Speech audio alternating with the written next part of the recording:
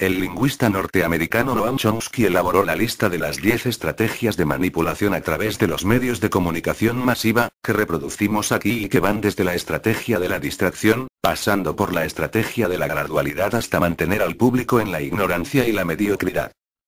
1. La estrategia de la distracción.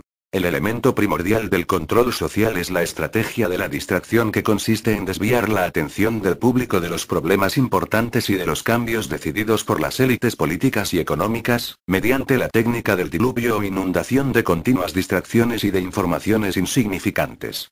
La estrategia de la distracción es igualmente indispensable para impedir al público interesarse por los conocimientos esenciales, en el área de la ciencia, la economía, la psicología, la neurobiología y la cibernética. Mantener la atención del público distraída, lejos de los verdaderos problemas sociales, cautivada por temas sin importancia real. Mantener al público ocupado, sin ningún tiempo para pensar. De vuelta a granja como los otros animales, cita del texto Armas silenciosas para guerras tranquilas. 2. Crear problemas y después ofrecer soluciones. Este método también es llamado problema-reacción-solución. Se crea un problema, una situación prevista para causar cierta reacción en el público, a fin de que éste sea el mandante de las medidas que se desea hacer aceptar. Por ejemplo, dejar que se desenvuelva o se intensifique la violencia urbana, u organizar atentados sangrientos, a fin de que el público sea el demandante de leyes de seguridad y políticas en perjuicio de la libertad.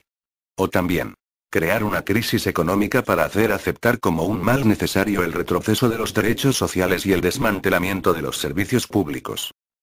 3. La estrategia de la gradualidad. Para hacer que se acepte una medida inaceptable, basta aplicarla gradualmente, a cuentagotas, por años consecutivos.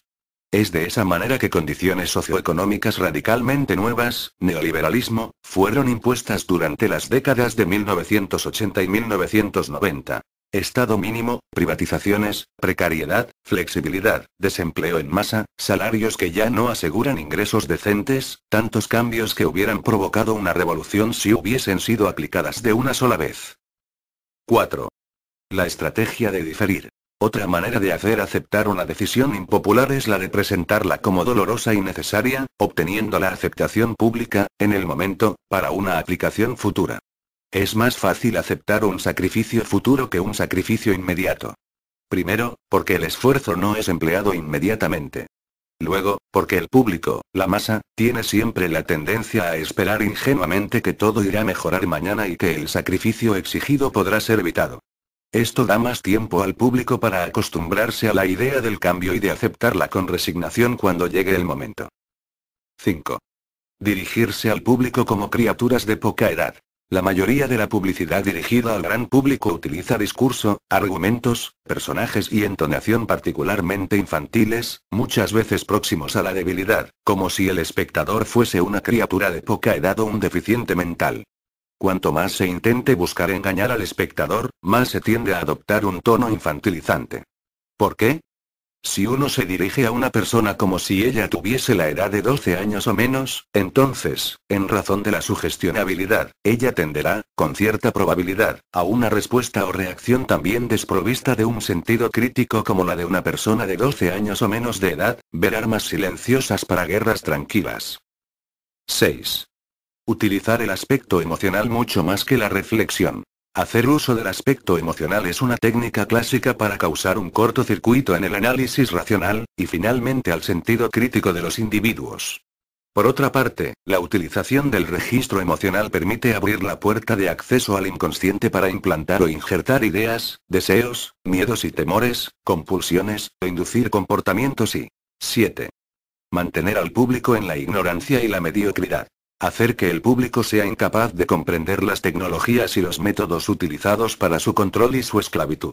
La calidad de la educación dada a las clases sociales inferiores debe ser la más pobre y mediocre posible, de forma que la distancia de la ignorancia que planea entre las clases inferiores y las clases sociales superiores sea y permanezca imposibles de alcanzar para las clases inferiores, ver Armas silenciosas para guerras tranquilas.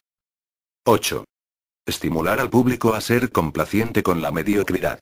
Promover al público a creer que es moda el hecho de ser estúpido, vulgar e inculto y 9. Reforzar la autoculpabilidad. Hacer creer al individuo que es solamente él el culpable por su propia desgracia, por causa de la insuficiencia de su inteligencia, de sus capacidades, o de sus esfuerzos. Así, en lugar de rebelarse contra el sistema económico, el individuo se autodesvalida y se culpa, lo que genera un estado depresivo, uno de cuyos efectos es la inhibición de su acción. Y, sin acción, no hay revolución. 10.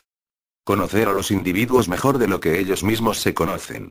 En el transcurso de los últimos 50 años, los avances acelerados de la ciencia han generado una creciente brecha entre los conocimientos del público y aquellos poseídos y utilizados por las élites dominantes. Gracias a la biología, la neurobiología y la psicología aplicada, el sistema ha disfrutado de un conocimiento avanzado del ser humano, tanto de forma física como psicológicamente. El sistema ha conseguido conocer mejor al individuo común de lo que él se conoce a sí mismo.